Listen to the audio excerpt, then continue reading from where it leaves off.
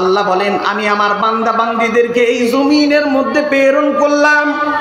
আমার বান্দা বান্দীরা জমিনের মধ্যে যাওয়ার পর বান্দা বান্দীরা অন্যায় কাজ করবে, জুলুম করবে, নির্যাতন করবে, কিন্তু যারা পরহেজগার হবে, যারা মুমিন হবে, যারা আল্লাহওয়ালা হবে, যারা কোরআন পড়নেওয়ালা হবে, যারা কোরআন মাননেওয়ালা হবে, আমি আল্লাহ কিয়ামত পর্যন্ত তাদেরকে আমি আল্লাহ একটা আশার বাণী শুনিয়ে দিলাম। ও আমার বান্দারা, দুনিয়ার মধ্যে তোমাদের কোনো হতাশার কারণ নাই, তোমাদের কোনো টেনশনের কারণ নাই, তোমাদের কোনো ভয়ের কারণ নাই, কারণ আমি আল্লাহ একজন তোমাদের অভিভাবক রয়েছি। সুবহানাল্লাহ। অভিভাবক একজন আছেন, উনি কে? জোরে বলেন, কে? আল্লাহ। আল্লাহ বলেন, বান্দা আমি আল্লাহকে রেখে তুমি কার দিকে দৌড়াও, আমি আল্লাহকে রেখে তুমি কার দিকে যাও? তুমি কি চিন্তা করো না, এই যে পূর্ব দিক থেকে পশ্চিম দিগন্তে সূর্য উদিত হয়, অস্তমিত হয়, এটা আমি আল্লাহর কুদরতের মাধ্যমেই এটা হয়।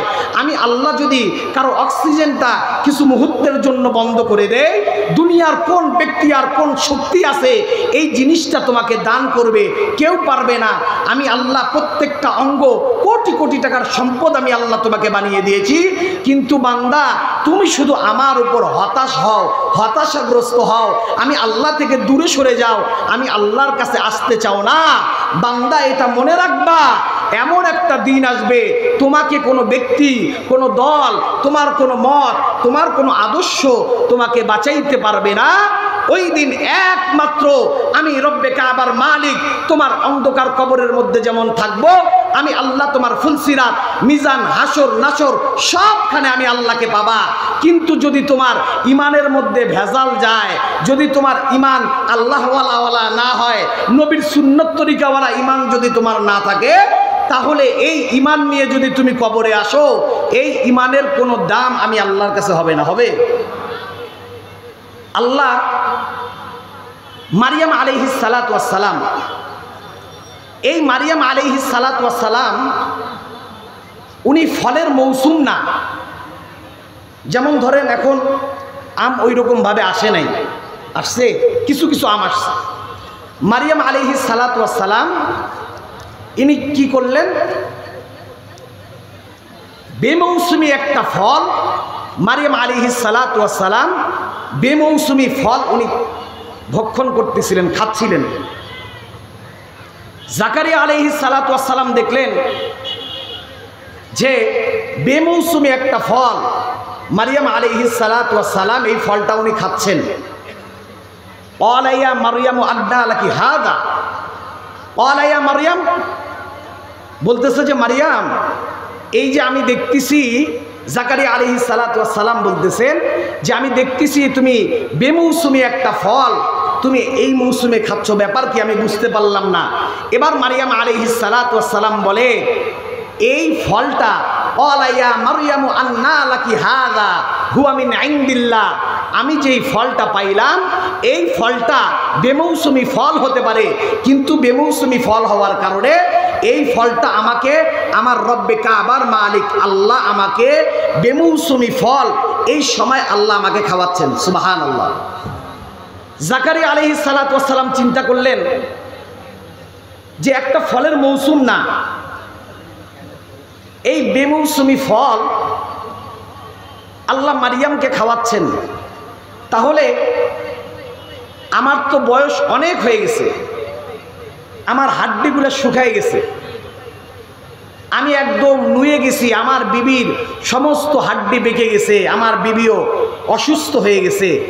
দেখি তো আমি আল্লাহ যদি বেমৌসুমি ফল তাকে খাওয়াইতে পারে, তাহলে আমি জাকারিয়া যদি দোয়া করি এই বৃদ্ধ বয়সেও আল্লাহ আমাকে সন্তান দান করতে পারে। বলেন সুবহানাল্লাহ।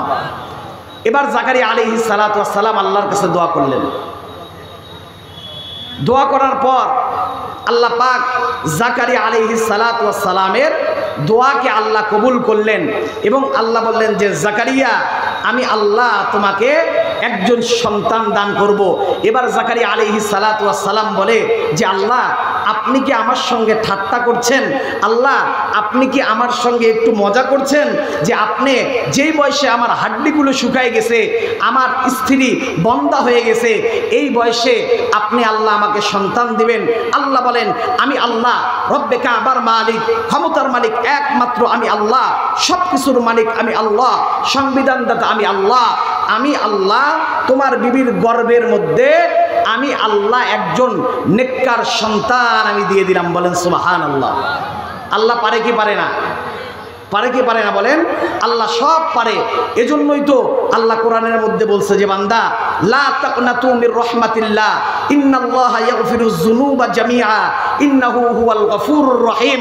আল্লাহ বলেন বান্দা আমি আল্লাহ এত দয়ালু, এক ব্যক্তি নামাজ পড়ে আরেক ব্যক্তি নামাজ পড়ে না, এক ব্যক্তি রোজা রাখে আরেক ব্যক্তি রোজা রাখে না, এক ব্যক্তি সৎ পথে উপার্জন করে আরেক ব্যক্তি সৎ পথে উপার্জন করে না, যেই ব্যক্তি ফজরের সালাত আদায় করে আর যেই ব্যক্তি ফজরের সালাত আদায় করে না, যেই ব্যক্তি 5 ওয়াক্ত নামাজে গিয়ে আমি আল্লাহকে 5 বার সিজদা দেয় আর যেই ব্যক্তি 5 বার সিজদা দেয় না, আমি আল্লাহ দুই ব্যক্তির জন্যে সকালবেলা নামাজিও যেমন নাস্তা খায়, বেনামাজিও নাস্তা খায়, সকালবেলা আমার প্রিয় বান্দা যেমন হাঁটাচলা করে, আমার যেই বান্দা আমাকে মানে না ওই বান্দাও হাঁটাচলা করে, আমি আল্লাহ এতটা দয়াশীল, এতটা দয়াশীল, আমি আমার বান্দাদেরকে ছাড় দিয়ে থাকি। বান্দা যখন গুনাহ করে জমিন বলে আল্লাহ অনুমতি দাও তাকে আমি গ্রাস করব, আল্লাহ বলেন আমার বান্দা আমার দিকে ফিরে আসবে। বান্দা যখন কোনো জায়গার মধ্যে দাঁড়িয়ে অন্যায় করতে থাকে, পাহাড় পর্বতগুলা বলে আল্লাহ আপনার দেয়া নিয়ামত পাওয়ার পর, আপনার দেয়া নিয়ামত খাওয়ার পরে, সব কিছু ভোগ করার পর আপনার বান্দা নাফরমানির মধ্যে লিপ্ত হয়, আল্লাহ আপনি অনুমতি দেন আমরা এই পাহাড়ের 2 চিপার মধ্যে তাকে পিষে শেষ করে ফেলবো। আল্লাহ বলেন আমার বান্দাকে আমি আল্লাহ বানিয়েছি, আমার বান্দাকে বডি স্ট্রাকচার থেকে সব কিছু আমি আল্লাহ দিয়েছি, অতএব আমার বান্দা আমার দিকে ফিরে আসবে। যতক্ষণ পর্যন্ত আমার বান্দা মাপ চাইবে না, যতক্ষণ পর্যন্ত আমার বান্দার ভিতরে অনুশোচনা আসবে না, আমি আল্লাহ অপেক্ষা করতে থাকবো। 100 বছর 80 বছর আমার বান্দা নাফরমানি করেছে, আমি আল্লাহকে মানে নাই, আল্লাহ থেকে দূরে সরে গিয়েছে, আমার বান্দা আমার সঙ্গে তাআল্লুক করে নাই। 100 বছর পর আমার বান্দা যদি ভুল বুঝতে পারে, 80 বছর পর যদি আমার বান্দার ভিতরে অনুশোচনা হয় যে আমি আমার বান্দা বুঝতে পেরেছে আমি আল্লাহকে বাদ দিয়ে কার দিকে দৌড়েছি, আমি আমার বান্দার 100 বছরের গুনাহ আমি আমার বান্দাকে মাফ করে আমি রহমতের চাদরের মধ্যে উঠে নেব। সুবহানাল্লাহ বলেন। এটা দয়া কার? জোরে বলেন আল্লাহর নাম, জোরে বলেন কার? আরো জোরে আওয়াজ দিতে হবে, দয়া কার? আল্লাহর। হ্যাঁ, এই জবান আল্লাহ দিয়েছেন, এজন্য এই জবান দিয়ে আওয়াজ কার দিব বলেন? আল্লাহর দেয়া দিব। দেখেন আজকে মুসলমানদের অধপতনের জন্য মুসলমানরা নিজেরাই দায়ী, মুসলমানদের অধপতনের জন্য মুসলমানরা নিজেরাই দায়ী। কথা বলেন ঠিক কিনা? জোরে বলেন ঠিক কিনা? এই এলাকার মধ্যে মানুষ কি এই কয়জন না আরো ছিল? জোরে বলেন, কথা বলেন ভাই, আছে না? ঠিক এই মাহফিলের পরিবর্তে এখানে যদি আপনারা একটা গানের কনসার্ট করতেন, দেখতেন জায়গা দেয়া যাইতো না? যাইতো? জোরে বলেন যাইতো? যাইতো না। কিন্তু কোরআনের মাহফিল হওয়ার কারণে কিছু লোক আসে, কিছু লোক চলে যায়। এদের দৃষ্টান্ত হইল আল্লাহর রাসূল সাল্লাল্লাহু আলাইহি ওয়াসাল্লাম বলেন দুনিয়ার মধ্যে জান্নাতের কিছু বাগান আছে। ও আমার সাহাবীরা, এই জান্নাতের বাগানকে তোমরা দেখতে চাও? সাহাবায়ে কেরাম বললেন ইয়া রাসূলুল্লাহ, দুনিয়ার মধ্যে আবার জান্নাতের বাগান, এটা কোন জায়গা? আল্লাহর রাসূল বললেন যেই জায়গার মধ্যে কোরআন সুন্নাহর আলো হয়, যেই জায়গার মধ্যে ইসলামের কথা হয়, যেই জায়গার মধ্যে কোরআন তেলাওয়াত কথা হয়, যেই জায়গার মধ্যে রব্বে কাবার মালিকের রবুবিয়তের কথা হয়, যেই জায়গার মধ্যে আমি নবী মুহাম্মদুর রাসূলুল্লাহর সুন্নতকে চর্চা হয়, এই জায়গাগুলো দুনিয়ার মধ্যে জান্নাতের বাগান। বলেন সুবহানাল্লাহ। আল্লাহর হাবিব বলেন দুনিয়ার মধ্যে যেই জায়গার মধ্যে কোরআন তেলাওয়াত হয়, আল্লাহর নামের জিকির হয়, যেই জায়গার মধ্যে মানুষগুলা একমাত্র রব্বে কাবার মালিককে সন্তুষ্ট করার জন্য নিজের জানকে মালকে বিলীন করে দিয়ে কোরআন যেই ব্যক্তিগুলা শুনলো, যেই ব্যক্তিগুলা নবীর সুন্নতকে জিন্দা করার জন্য একত্রিত হয়, যেই বান্দাগুলা কোরআন দিয়া জীবনকে ভালোবাসতে চায়, যেই বান্দাগুলা জীবনকে সংবিধান কোরআন বানাইতে চায়, যেই বান্দাগুলা ব্যক্তিগত জীবন, পারিবারিক জীবন, সামাজিক জীবনে কোরআনকে প্রতিষ্ঠিত করতে চায়, ওই বান্দাগুলা যখন আমি রব্বে কাবার মালিককে না দেখে বিশ্বাস করে, আমি না দেখে রব্বে কাবার মালিকের প্রতি ঈমান আনায়ন করে, ওই বান্দাগুলো আমি আল্লাহর প্রতি ঈমান নিয়ে আসে, আল্লাহর কিতাবের প্রতি ঈমান নিয়ে আসে, ওই বান্দাগুলো যখন নবীর প্রতি ঈমান নিয়ে আনায়ন করে, ওই বান্দাগুলো যখন ফেরেশতাদের প্রতি ঈমান আনায়ন করে, ওই বান্দাগুলো যখন জান্নাত চায়, জাহান্নাম থেকে মুক্তি পেতে চায়, ওই বান্দাগুলোকে আমি আল্লাহ দুনিয়ার মধ্যে সাময়িক কষ্টের মধ্যে ফেলতে পারে, কিন্তু এই বান্দাগুলার জন্য মৃত্যুর পর আমি আল্লাহ এমন একটা জান্নাত ওই বান্দাদেরকে দিয়ে দিব, মালা আইনুন রাত ওয়ালা উযুনুন সামিআত ওয়ালা খাতারা আলা কলবি বাশার। বান্দা জানোনি আমি আল্লাহ মৃত্যুর পরে তোমাকে কেমন জান্নাত দিব। বান্দা দুনিয়ার সামান্য কষ্টের মধ্যে পড়িয়া তুমি নামাজ ছাড়িয়া দিও না, বান্দা দুনিয়ার সামান্য অভাবের মধ্যে পড়িয়া লোনের টাকা সুদের টাকা তুলতে যাইও না, বান্দা দুনিয়াতে সামান্য কষ্টের মধ্যে পড়িয়া মানুষের সঙ্গে জবানটাকে খারাপ বানায়ও না, বান্দা দুনিয়ার মধ্যে সামান্যতম টেনশনের মধ্যে দুশ্চিন্তার মধ্যে পড়িয়া আল্লাহকে বাদ দিয়া, মসজিদকে বাদ দিয়া অন্য কারো দরবারে যায় সেজদা করিও না।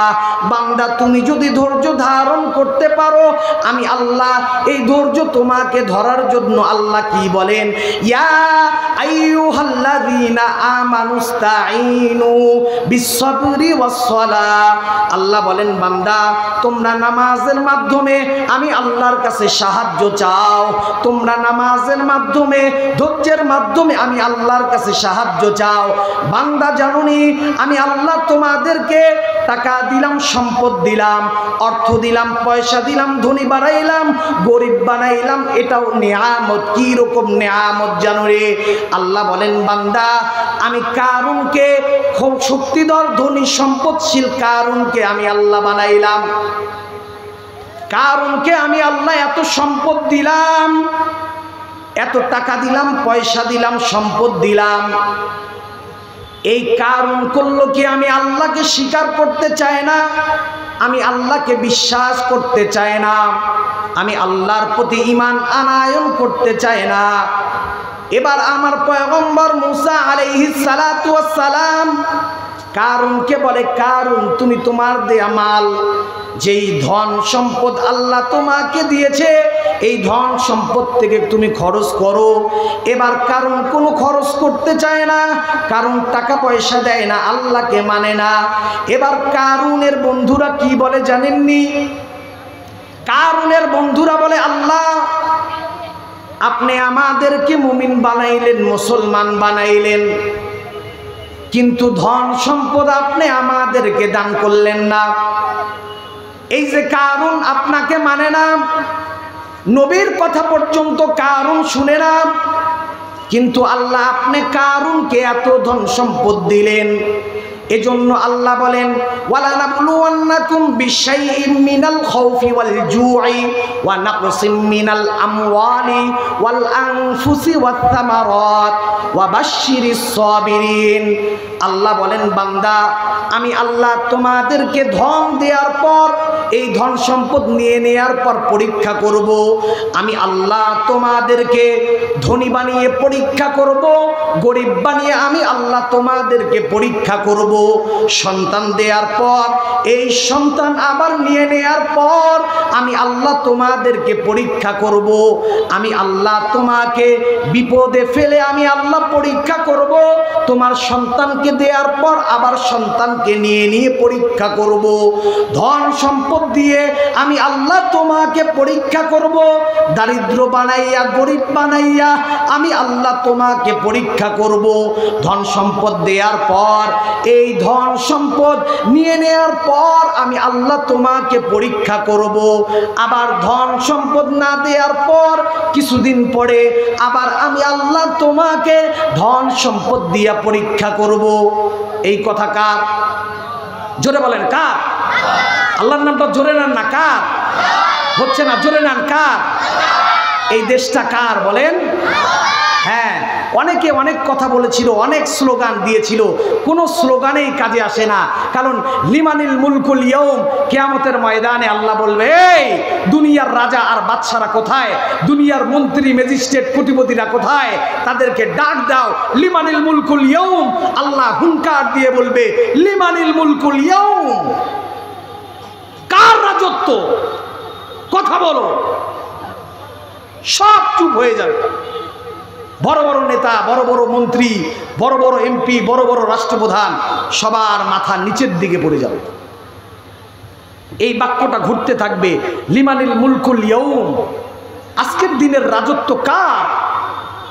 সবার কাছে যাবে, এমপির কাছে যাবে, মন্ত্রীর কাছে যাবে, সবার কাছে ঘুরতে থাকবে আর আসতে থাকবে, লিমানিল মুলকুল ইয়াউম, লিমানিল মুলকুল ইয়াউম, সবার মাথা নিচের দিকে।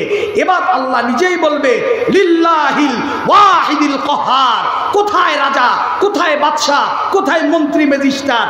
আজকের দিনের রাজত্ব একমাত্র আমি আল্লাহ।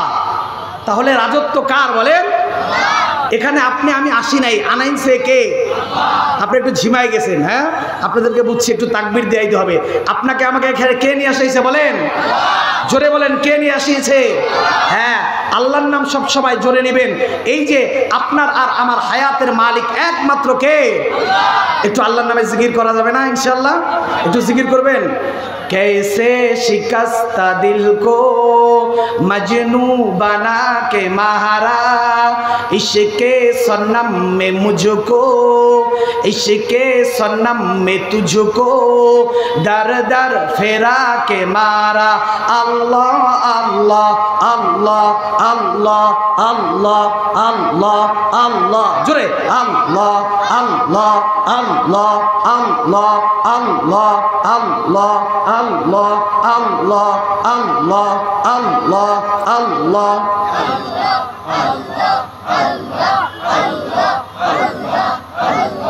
বহু দূরে মদিনা কেমনে যাব জানি না, বহু দূরে মদিনা কেমনে যাব জানি না।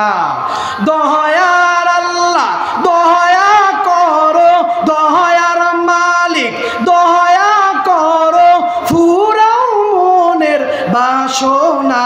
কালেমা লা ইলাহা ইল্লাল্লাহ, লা ইলাহা ইল্লাল্লাহ, লা ইলাহা ইল্লাল্লাহ, লা ইলাহা ইল্লাল্লাহ, লা ইলাহা ইল্লাল্লাহ, লা ইলাহা ইল্লাল্লাহ। ফেরাউন বহলে আসিয়া রে, মুসার কালিমা ছাড়িয়া দে। ফেরাউন বহলে আসিয়া রে, মুসার কালিমা ছাড়িয়া দে। আসিয়া বলে জীবন দেব, আসিয়া বলে শহীদ হব, আসিয়া বলে মোহরে যাব, মধুর কালমা ছাড়ব না। কালেমা লা ইলাহা ইল্লাল্লাহ, লা ইলাহা ইল্লাল্লাহ, লা ইলাহা ইল্লাল্লাহ, লা ইলাহা ইল্লাল্লাহ, লা ইলাহা ইল্লাল্লাহু মুহাম্মাদুর রাসূলুল্লাহ সাল্লাল্লাহু আলাইহি ওয়াসাল্লাম। ওই যে ঘটনা বলছিলাম, কারুন এর বন্ধুরা আফসোস করে, হায় হায় রে, আল্লাহ এর এত ধন সম্পদ দিছে আর আমারও গরিব বানাইছে। দুঃখ। দেখবেন আমাদের মধ্যে কিছু মানুষ আছে, যখন একটু বিপদ মুসিবত আছে, কি বলে, এত নামাজ পড়ি এত হুজুরদের সম্মান করি, এত ভালো কাজ করি, আমার উপরেই বিপদ, আমার উপরেই সব আযাব গজব, বলে না? না, এটা আল্লাহ আমাদেরকে পরীক্ষা করেন, এটা আল্লাহ কি করেন? পরীক্ষা করেন। এবার কারুনের বন্ধুরা যখন আফসোস করতে লাগলো, আর এইদিকে কারুনের রব্বে কাবার মালিকের সঙ্গে দুশ্মনী বেড়েই চলতে লাগলো, এত পর্যায়ে বাড়ছে, বাড়তে বাড়তে বাড়তে বাড়তে এবার কারুনের প্রতি আল্লাহ নারাজ হয়ে আল্লাহ কারুনের প্রতি গজব পাঠিয়েছেন।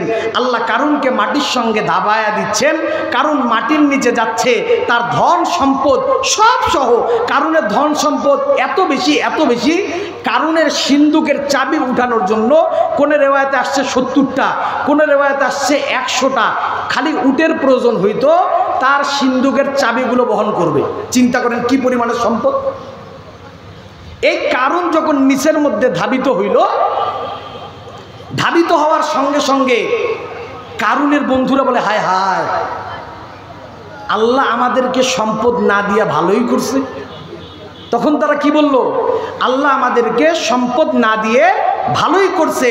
কারণ কারুনকে আল্লাহ সম্পদ দিয়েছে ঠিকই, কারুনকে আল্লাহ সম্পদ দেওয়ার পর আল্লাহ তাকে জমিনের মধ্যে দাবিয়ে দিয়েছে। কারুন খোদাকে মানে নাই, কারুন খোদার পয়গম্বরকে মানে নাই, কারুন খোদার আদর্শকে মানে নাই, নবীর আদর্শকে কারুন মানে নাই। এই জন্য কারুন মাটির সঙ্গে ধাবিত হয়ে গিয়েছে, ধসে গিয়েছে। ঠিক আল্লাহ বলেন, কিয়ামত পর্যন্ত যারা হক হক্কানিয়াতের উপরে থাকবে, কিয়ামত পর্যন্ত যারা কোরআনের সঙ্গে থাকবে, কিয়ামত পর্যন্ত যারা ইসলামের সঙ্গে থাকবে, কিয়ামত পর্যন্ত যত ঝড় বাধা বিপত্তি আসবে, কোরআনকে ছাড়বে না, নবীকে ছাড়বে না। আমি আল্লাহর ইজ্জতকে কখনো বুলন্ডিত সবসময় বুলন্ডিত করতে যাবে, নবীর ইজ্জতকে বুলন্ডিত করবে। খোদার কসম, রব্বে কাবার মালিক বলেন, কিয়ামত পর্যন্ত আমি আল্লাহ ফেরাউনকে মাটির সঙ্গে দাবিয়ে দিয়েছি, আমি আল্লাহ নমরুদকে শেষ করেছি, আমি আমরা হামানকে শেষ করেছি, কওমে আদ, কওমে সামুদ, কওমে লূতকে আমি আল্লাহ ধ্বংস করেছি। কিয়ামত পর্যন্ত যারাই আমার দুশ্মনী করবে, কিয়ামত পর্যন্ত যারাই রবকে রব্বিয়াতের পরিচয় মানবে না, কিয়ামত পর্যন্ত যারাই খোদার দেয়া সংবিধান মানবে না, কিয়ামত পর্যন্ত যারাই খোদার সঙ্গে নাফরমানি দুশ্মনী করবে, আল্লাহ বলেন ফেরাউন থেকে শিক্ষা গ্রহণ করো, কারুন থেকে শিক্ষা গ্রহণ করো, হামান থেকে শিক্ষা গ্রহণ করো। আমি আল্লাহ তাদেরকে দুনিয়ার মধ্যে বেইজ্জতি করব, আখিরাত পর্যন্ত আমি আল্লাহ তাদেরকে বেইজ্জতি করব, এর মধ্যে কোনো সন্দেহ নাই। কথা বলেন ঠিক কিনা? যারা আল্লাহকে মানছে আর যারা আল্লাহকে মানে নাই, যারা কোরআনকে মানছে আর যারা কোরআনকে মানে নাই, এদের দুইজনের নাম, এই ব্যক্তিগুলোর নাম, যারা কোরআনকে মানছে এক লিস্টে করবেন, যারা কোরআনকে মানে নাই তাদের নাম আরেক লিস্টে করবেন। সামনে আলহামদুলিল্লাহ, আমাদের আজকের মাহফিলের সম্মানিত বিশেষ অতিথি, রংপুর 3 আসনের ইসলামী আন্দোলন বাংলাদেশের মনোনীত সংসদ পদপ্রার্থী আলহাজ আমিরুজ্জামান পিয়াল ভাই আমাদের মাঝে এসে উপস্থিত হয়েছে। মাহফিলের পক্ষ থেকে তাকে আন্তরিক মোবারকবাদ। এই জন্য আপনারা দেখবেন, যারা কোরআনকে মানছে, যারা নবীকে মানছে, ইসলামকে মানছে, এদের লিস্টটা এক কাতারে নেবেন, আর যারা মানে নাই তাদের লিস্ট আরেক কাতারের মধ্যে নেবেন।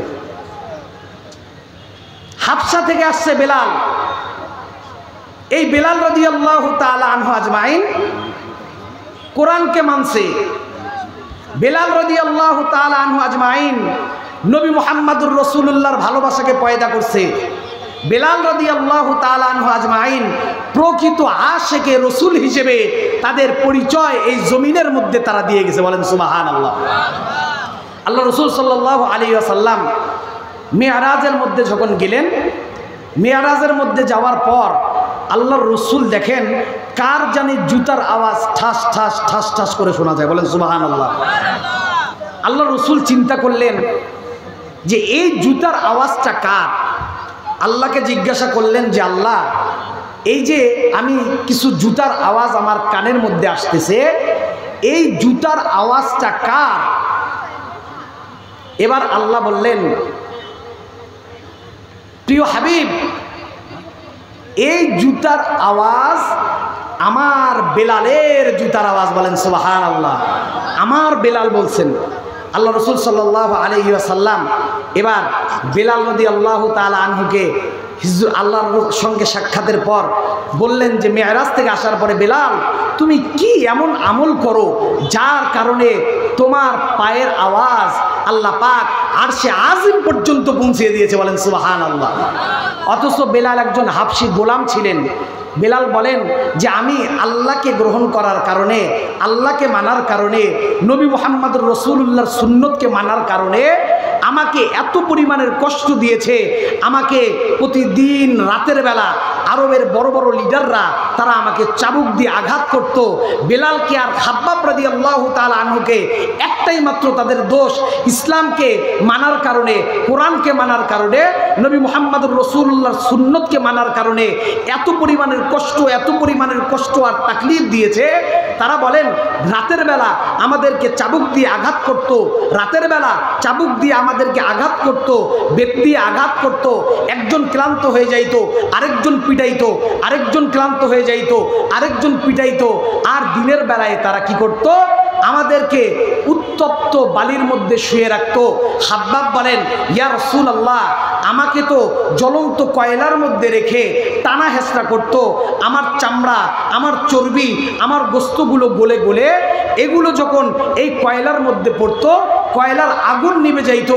আল্লাহ রসুল খাব্বাব রাদিয়াল্লাহু তাআলা আনহুর পিঠের চাদরটা সরিয়ে হাত দিয়ে দেখলেন, অঝরে কান্দেন আর বললেন খাব্বাব, আজকে তোমাদের এই রক্তমাখা দিন, তোমাদের এই দিন তুমি খাব্বাব থাকবে না, আমি মুহাম্মদুর রাসূলুল্লাহ থাকবো না, সাহাবায়ে কেরাম থাকবে না, কিন্তু কিয়ামত পর্যন্ত তোমাদের এই কষ্ট, কিয়ামত পর্যন্ত তোমাদের এই রক্ত দেয়া, জীবন দেয়া, শাহাদত হওয়া, শহীদ হওয়া দিন, কিয়ামত পর্যন্ত আনেওয়ালা যত উম্মত আসবে এরা সবাই তোমার সুফল ভোগ করবে, বলেন সুবহানাল্লাহ। আপনি আর আমি আজকে আমার বাপে মুসলমান, দাদাই মুসলমান, আচ্ছা কি সুন্নত মানো? খাবার পরে একটু জিলাপি খাওয়া সুন্নত, খাওয়ার পরে মিষ্টি খাওয়া সুন্নত, এটা ঠিকই মানো, এই সুন্নত। দাওয়াতের বাড়িতে যাওয়ার পরে বলে আর কিছু করেন নাই, আর কি করব, অনেক কিছুই তো খাওয়াইলাম, খাওয়ার পরে তো একটু মিষ্টি খাওয়া সুন্নত, সুবহানাল্লাহ। দেখছেন নি কি কয়? খাওয়ার পরে মিষ্টি খাওয়া সুন্নত।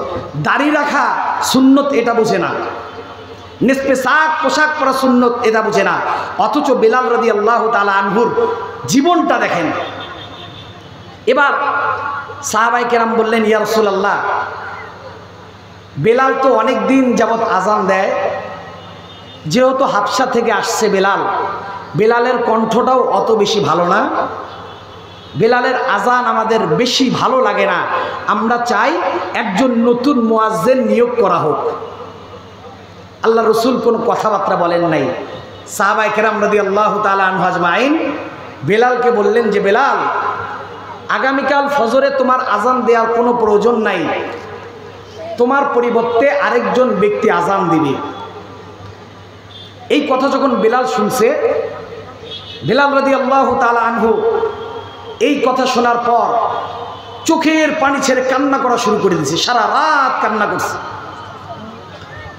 কান্না করার পর সুবহে সাদেকের সময় একজন কণ্ঠ সুন্দরওয়ালা ব্যক্তি, যার কণ্ঠ অনেক মধুর, অনেক সুন্দর, যেই কণ্ঠ দিয়ে সুন্দর সুমধুর আওয়াজ বাইর হয়, যেই কণ্ঠ দিয়ে আল্লাহু আকবার, আল্লাহু আকবারের ধ্বনিটা অনেক সুরলিত কণ্ঠের মধ্যে বের হয়, এই রকম কণ্ঠের একজন মুয়াজ্জিনকে দিয়া ফজরের আজান দেয়া হইল।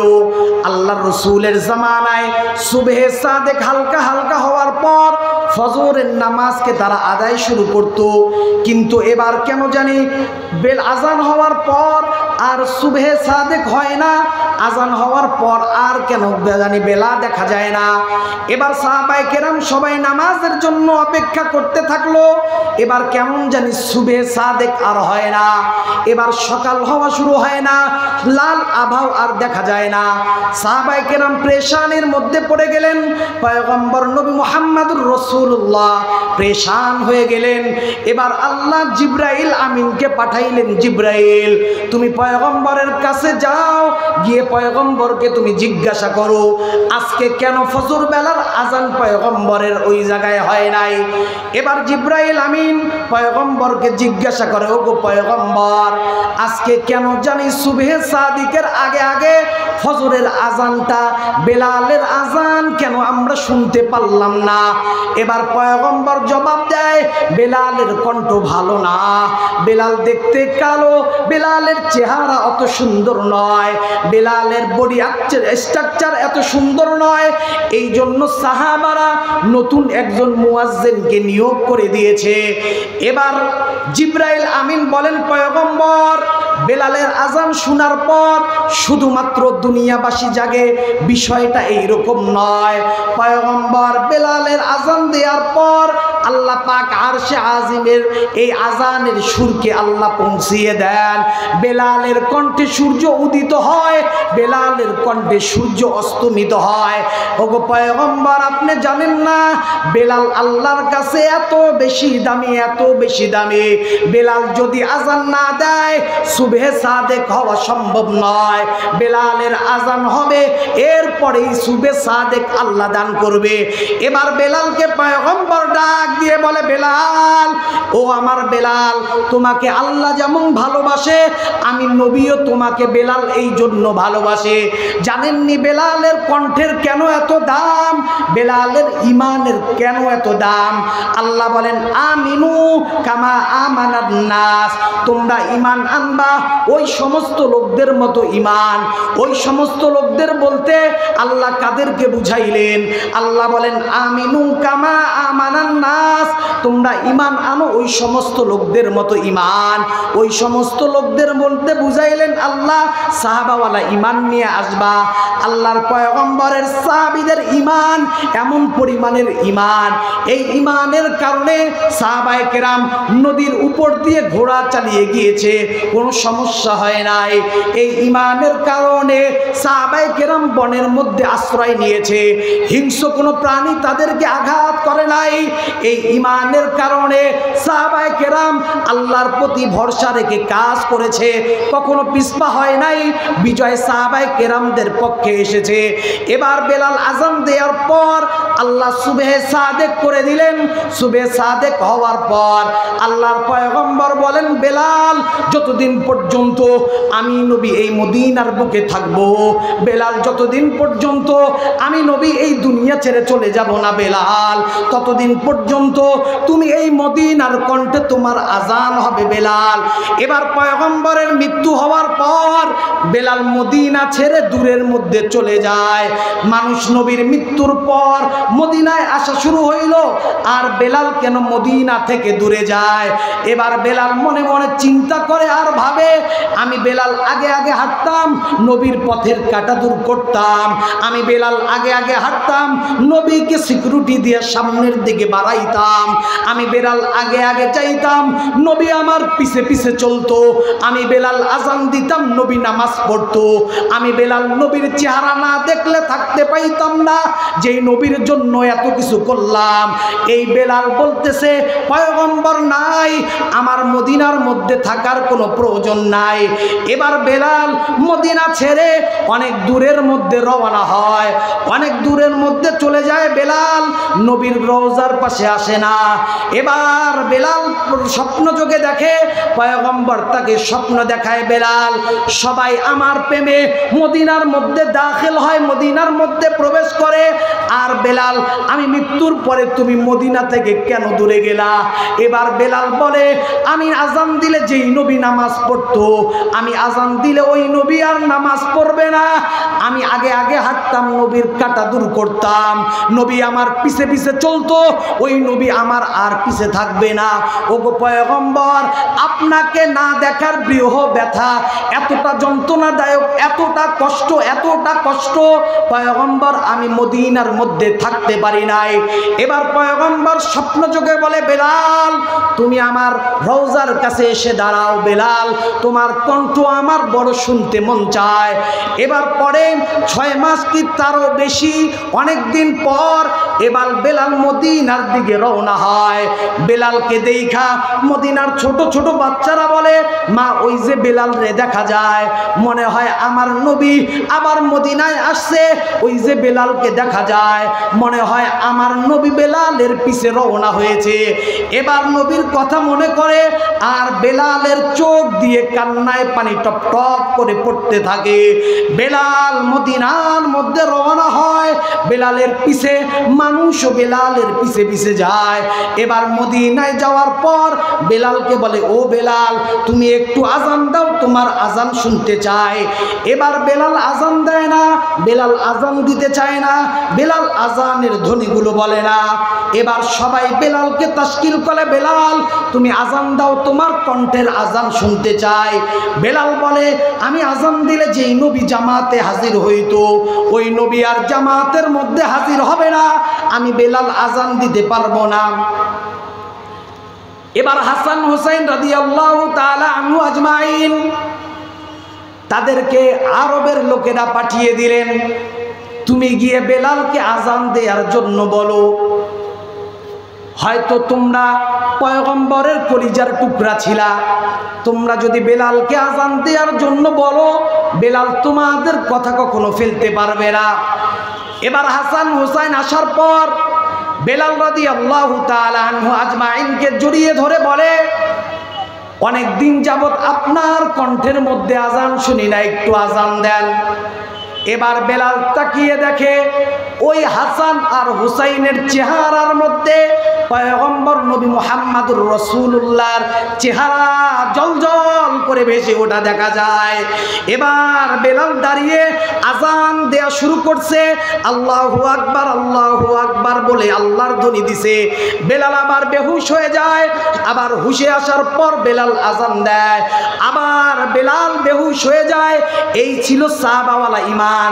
এজন্য আল্লাহ বলেন, আমিনু কামা আমানান নাস, তোমরা ঈমান আনো আমার সাহাবা আর সাহাবিয়াদের মতো ঈমান আনবা।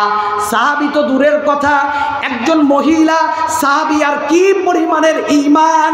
সুমাইয়া রাদিয়াল্লাহু তাআলা আনহা আজমাইন, এই সুমাইয়া রাদিয়াল্লাহু তাআলা আনহার ছেলের নাম হলো আম্মার।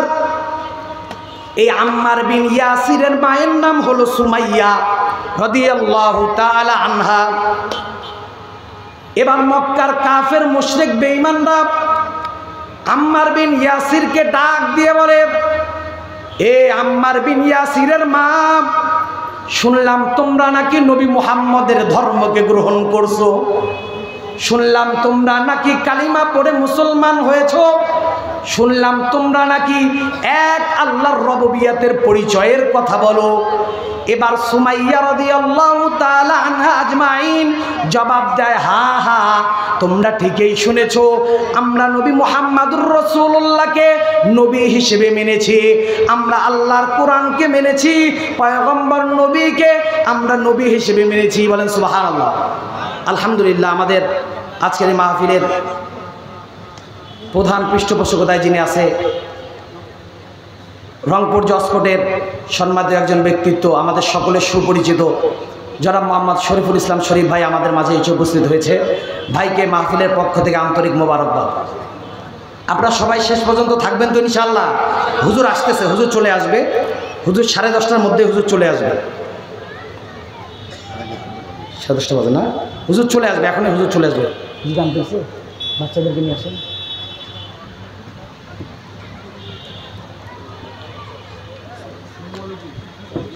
সামনে সামনে সামনে সামনে আমি এই ঘটনা বলে ছেড়ে দেবো ইনশাআল্লাহ, হুজুর চলে আসবে। মহিলা সাহাবিয়ার ঈমান কি পরিমাণের ঈমান চিন্তা করেন, একজন মহিলার ঈমান, এই ঈমানটা কি পরিমাণের, খালি একটু ঘটনাটা শুনবেন। সুমাইয়া রাদিয়াল্লাহু তাআলা আনহা,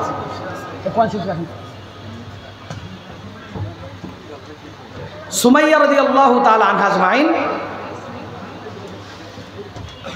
আলহামদুলিল্লাহ, ইনি কাফের মুশরিকরা শুনছে যে আম্মার বিন ইয়াসিরের মা সুমাইয়া, মা এবং ছেলে মিলে ইসলাম ধর্ম গ্রহণ করছে, এটা তারা শুনতে পারছে। এবার বলে, তোমরা নাকি ইসলাম ধর্ম গ্রহণ করছো? বলে, হ্যাঁ ইসলাম ধর্ম গ্রহণ করছি, কি করবা? বলে, দেখো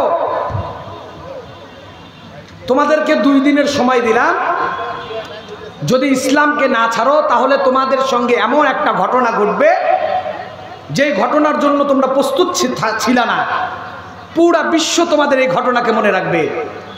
মহিলা একজন সাহাবিয়ার ইমান কি পরিমাণের ইমান, আর আজকে মুসলমানদের ইমান 20 টাকা দিছে অমুকখানে ভোট মারো মারি দিছে। এটা চিন্তা করলেন না, ভোট একটা পবিত্র আমানত, মুড়ি আর চানাচুর লাল চা খেয়ে ভোট দিয়ে দিছেন, আল্লাহর কাছে আমানতের খেয়ানতের জন্য জবাবদিহিতা করতে হবে। মুসলমান কথা বলেন ঠিক কিনা? সুমাইয়া রাদিয়াল্লাহু তাআলা আনহা আজমাইন ওখান থেকে চলে যাওয়ার পর কিছুদিন পরে আবার সুমাইয়া রাদিয়াল্লাহু তাআলা আনহার সঙ্গে দেখা হয়েছে। বলে, এই সুমাইয়া এদিকে আসো। মহিলা মানুষ কি পরিমাণের ইমান চিন্তা করে, সামনে আসছে। বলে, কি বলবা বলো, তোমাদেরকে সময় দিয়েছিলাম, তোমরা ইসলাম ধর্মকে ছেড়ে দিবা, নবী মুহাম্মদুর রাসূলুল্লাহ ধর্ম ছাড়বা, আর আমাদের যেই ধর্ম আছে দেবতার ধর্ম তাকে মানবা, তোমরা মানো নাই। এবার সুমাইয়া রাদিয়াল্লাহু তাআলা আনহা বলে, তোমরা মনে করেছো সামান্য তোমাদের হুমকি ধুমকির মাধ্যমে আমরা ইসলাম থেকে সরে যাব? এ কথা বিশ্বাস করো, নিজের জীবন দিয়ে দিতে পারি, ইসলাম থেকে পিছ পা এক পা সরাতে পারবা না। এই কথা বলছে মহিলা মানুষ। চিন্তা করে, লিডার পর্যায়ের মানুষ, নেতা পর্যায়ের মানুষ ক্ষমতার অপব্যবহার দেখছেন তো, গতদিনে ক্ষমতার অপব্যবহার করার কারণে কি অবস্থা হয়েছে। ভালো করে মনে রাখবেন, ইতিহাস সাক্ষী দেয়। এতদিন কোরআন হাদিস পড়তাম, শুনতাম, বুঝতাম, এখন প্র্যাকটিক্যাল দেখি।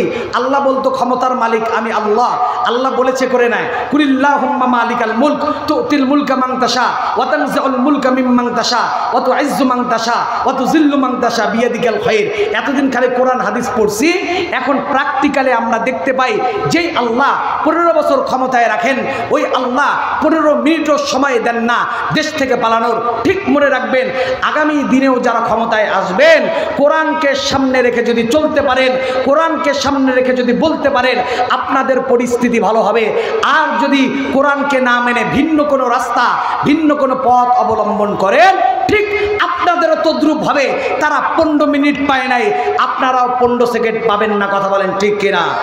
বাংলাদেশের মানুষ সচেতন হয়ে গেছে, এদেশের মানুষ জানে কোরআন ছাড়া আগামীতে আমরা আর কাউকে দেখতে চাই না। কথা বলেন ঠিক কিনা? ঠিক না ইনশাআল্লাহ? হ্যাঁ। সুমাইয়া রাদিয়াল্লাহু তাআলা আনহা আজমাইনের এই কথা শোনার পর আবু জেহেল, আবু লাহাব, উতবা, শাইবা এদের মাথাটা বড় গরম হয়ে যায়, মেজাজটা বড় গরম হয়ে যায়। এবার আম্মার বিন ইয়াসিরকে ডাক দিয়ে বলে, আম্মার তুমি বলো, তোমার মা ইসলাম ধর্ম গ্রহণ করেছে, তুমি ইসলাম ধর্ম ছেড়ে দাও। তুমি যদি ইসলাম ধর্ম ছাড়ো, তোমাকে আমরা মুক্ত করে দিব, আজাদ করে দিব। আর যদি তুমি ইসলাম ধর্ম না ছাড়ো, তোমার সঙ্গে এমন একটা বিষয় হবে যেটা কল্পনাও করতে পারবা না। সুমাইয়া রাদিয়াল্লাহু তাআলা আনহা বলে, আম্মার আমি এইরকম কোন সন্তান গর্ভের মধ্যে ধারণ করি নাই, এইরকম কোন সন্তান লালন পালন করি নাই। কোন বাতিলের কাছে, কোন খোদাদ্রোহিতার কাছে আমার সন্তান মাথা নত করবে। এবার বদমাশ গুলা সুমাইয়া রাদিয়াল্লাহু তাআলা আনহাকে বিশাল একটা পিলারের সঙ্গে বেঁধে দেয়। বেঁধে দেওয়ার পর বলে, সুমাইয়া এবার বলো ইসলাম ধর্ম ছাড়বা কিনা? সুমাইয়া বলে, জীবন গেলে যেতে পারে, ইসলাম ধর্ম আমি ছাড়তে পারি না। ইসলাম আমি ছাড়বো না, নবী মুহাম্মদুর রাসূলুল্লাহর ধর্মকে ছাড়বো না। এবার বলে, সুমাইয়া তোমার সঙ্গে এমন কাজ হবে যেটা তুমি কল্পনাও করতে পারবা না। এবার সুমাইয়ার পরনে থাকা কাপড়টা খুলে ফেললো। এবার সুমাইয়াকে বলে, সুমাইয়া ইসলাম ছাড়বা কিনা বলো। এবার সুমাইয়া বলে, ইসলামকে আমি ছাড়বো না। এবার আম্মারকে বলে, আম্মার তুমি তোমার মায়ের এমন নাজেল অবস্থা দেখার আগে তুমি ইসলামকে গ্রহণ করো, ইসলামের মধ্যে তুমি ইসলামকে ছাড়ো, আমাদের ধর্মকে তুমি গ্রহণ করো। এবার আম্মার বলে, আমি ইসলামকে ছাড়তে পারবো না, নবী মুহাম্মদুর রাসূলুল্লাহর ধর্মকে আমি ছাড়তে পারবো না। এবার আম্মার বিন ইয়াসিরকে বলা হয়, আম্মার তোমার সামনে এমন একটা কাজ হইতে যাচ্ছে যেটার জন্য তুমি প্রস্তুত ছিলা না। এবার সুমাইয়া রাদিয়াল্লাহু তাআলা আনহার শরীর থেকে পোশাকটাকে খুলে ফেলা হয়। এবার আম্মার বিন ইয়াসির মাথাটা নিচের দিকে দিয়ে তাকায়ে বলে, আল্লাহ এই পরিস্থিতি দেখার আগে আমাকে কেন আপনি মৃত্যু দিলেন না? এবার আম্মার বিন ইয়াসির চেহারাটা নিচের দিকে দিয়ে তাকায় আম্মার বিন ইয়াসিনের চেহারাটা তার মায়ের দিকে তুলে ধরা হয়। আম্মার বিন ইয়াসিন কাঁদতে থাকে আর বলতে থাকে, আল্লাহ, এই দৃশ্য দেখার আগে আপনি কেন আমাকে মৃত্যু দিলেন না? এবার আম্মার বিন ইয়াসিরের মাকে বলা হয়, এ সুমাইয়া, ইসলাম ধর্ম ছাড়বা কিনা বলো।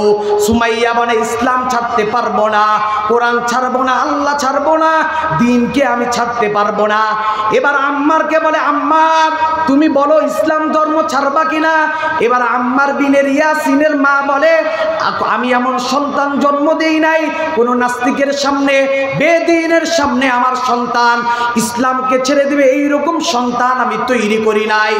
এবার আম্মার বিন ইয়াসিনের মা সুমাইয়া রাদিয়াল্লাহু তাআলা আনহার লজ্জা স্থানের মধ্যে বর্ষা দিয়ে আঘাত করা হয়। এই আঘাতে সুমাইয়া রাদিয়াল্লাহু তাআলা আনহার লজ্জা স্থান থেকে রক্ত বের হইতে থাকে।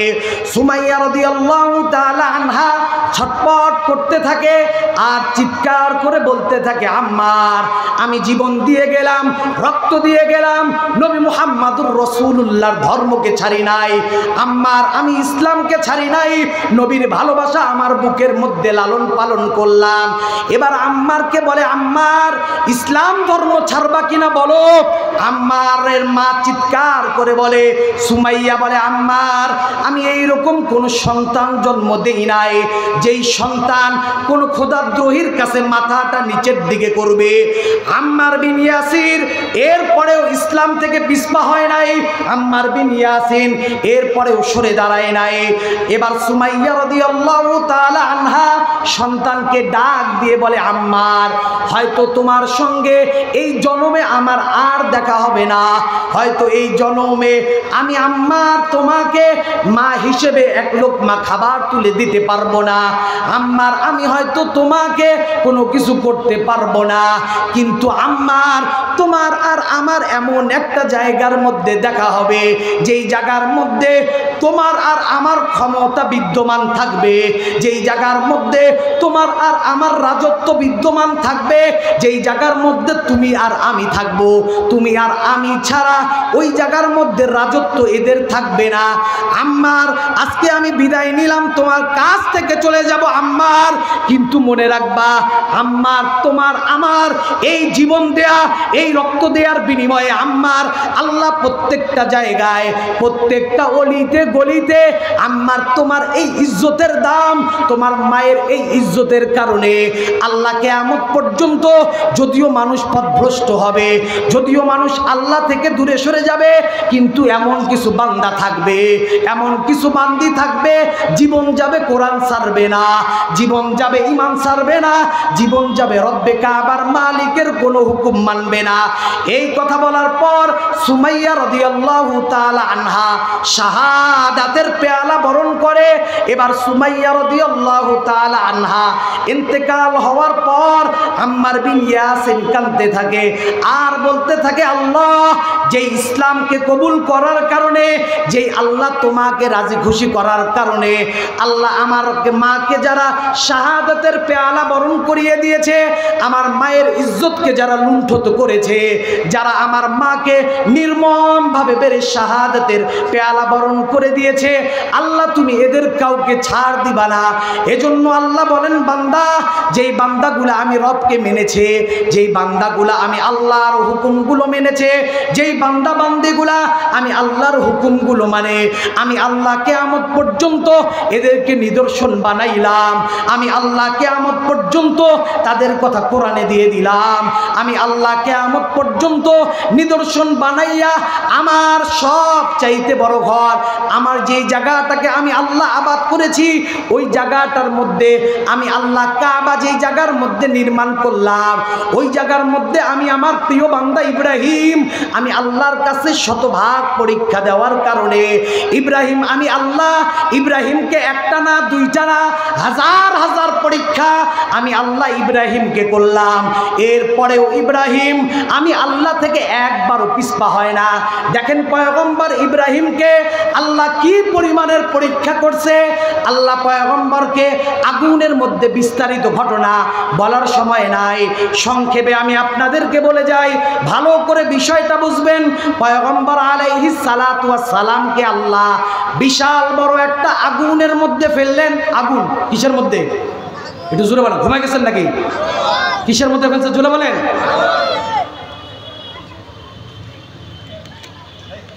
আলহামদুলিল্লাহ, আগুনের মধ্যে ফেলতেছে। এটা একটা পরীক্ষা না?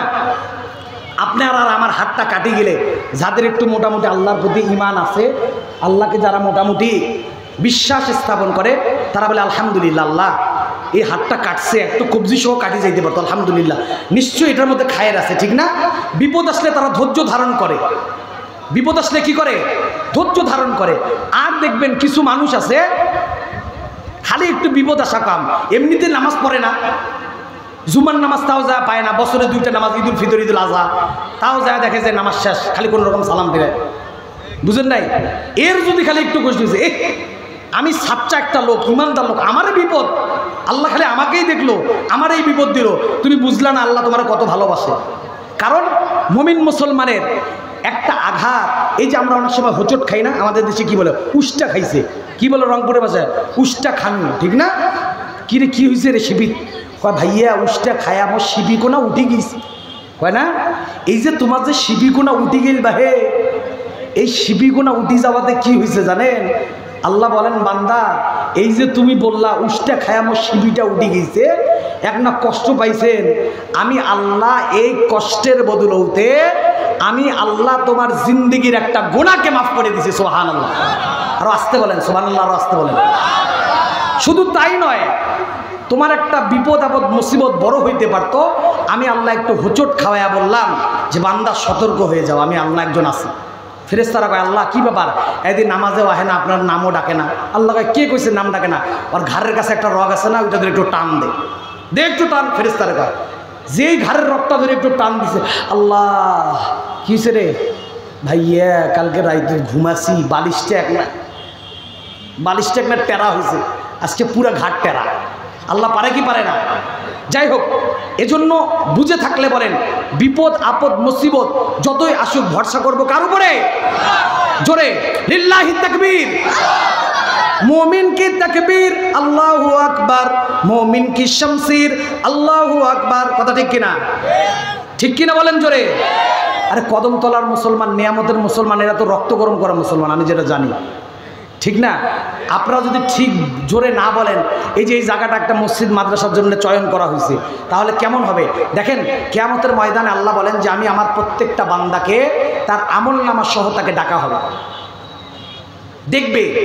সিসি ক্যামেরা দেখেন না, সিসি ক্যামেরায় রাত্রেবেলা চুরি করছে, এই সিসি ক্যামেরা কোন জায়গায় আছে, পরের দিন সকালবেলা যায় দেখে এই যে চুরিটা কিভাবে হয়েছে, ও যে সলিমুদ্দি না, গামছা বাঁধছে, সলিমুদ্দি, এটা সলিমুদ্দি, দেখা যায় কি যায় না? ঠিক কিয়ামতের ময়দানে দেখবেন যে একটা ভালো কাজের মধ্যে, ভালো কাজ করার জন্যে আপনার দেয়া এই জমিন দিয়ে জমিনের মধ্যে বসে গেছেন, কোনো ইবাদত বন্দেগী কবুল হয় নাই, কিন্তু আল্লাহ আপনাকে এতটা পছন্দ করেছে যে বান্দা এত গরমকে কষ্টকে উপেক্ষা করে ধান বাড়ির পাশে গিয়ে মাটিতে বসছো, আমি আল্লাহ তোমার ইজ্জত সম্মানকে বাড়িয়ে দিলাম। বলেন সুবহানাল্লাহ। আল্লাহ পারে কি পারে না ভাই? এজন্য বিপদ আপদ আসলে সব কিছুতে ধৈর্য ধারণ করবো কার উপরে? আল্লাহ রসুল কি বলে দেখেন, বলে আল্লাহ যেদিন আমি না খেয়ে থাকবো, কষ্টে থাকবো, অনাহারে থাকবো, ওই দিন আমি তোমার প্রতি ধৈর্য ধারণ করবো। সুবহানাল্লাহ বলেন। আর যেদিন আমি ভালো থাকবো, কিছু খাবার খাবো, ওই দিন আমি তোমার দরবারে শুকরিয়া আদায় করবো। সুবহানাল্লাহ। আল্লাহ রসুলের কথাগুলো দেখেন, কি কথা। ওই যে ঘটনা মনে আসেনি, ইব্রাহিম আলাইহিস সালাতু ওয়াস সালাম, আল্লাহ তাকে এত পরীক্ষা করছে, এত পরীক্ষা করছে যে পরীক্ষার কোনো শেষ নাই।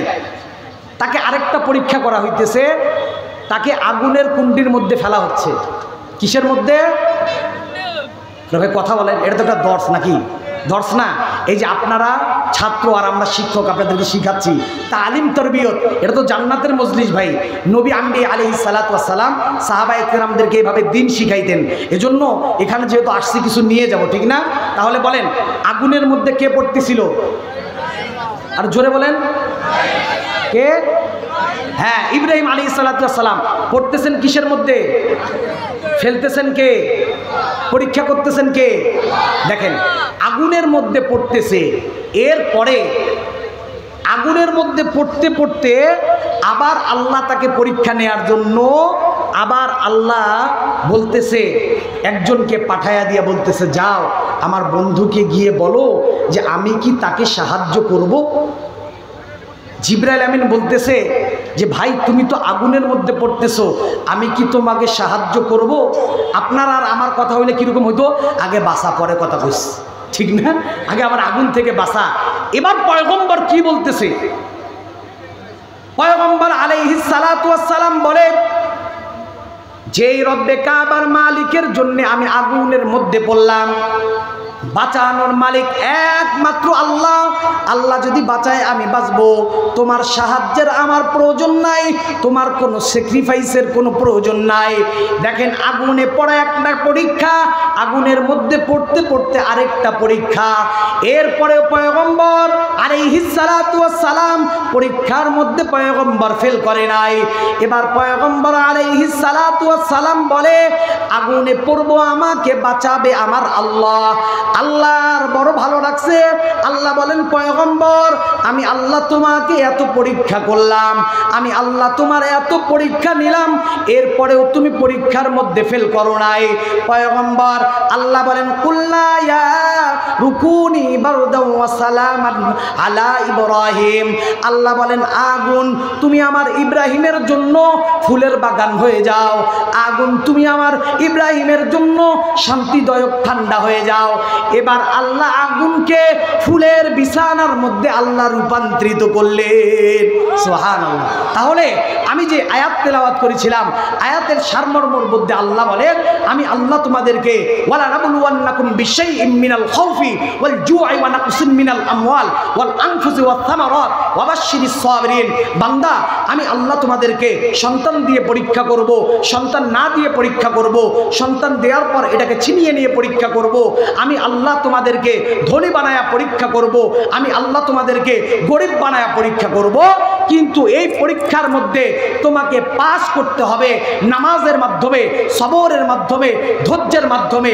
ভেঙ্গে পড়লে চলবে না, বিচলিত হলে চলবে না। আমি আল্লাহর প্রতি শতভাগ আস্থা, আমি আল্লাহর প্রতি শতভাগ ইয়াকিন যদি তুমি রাখতে পারো, আমি আল্লাহ তোমার জন্য যথেষ্ট হয়ে যাব।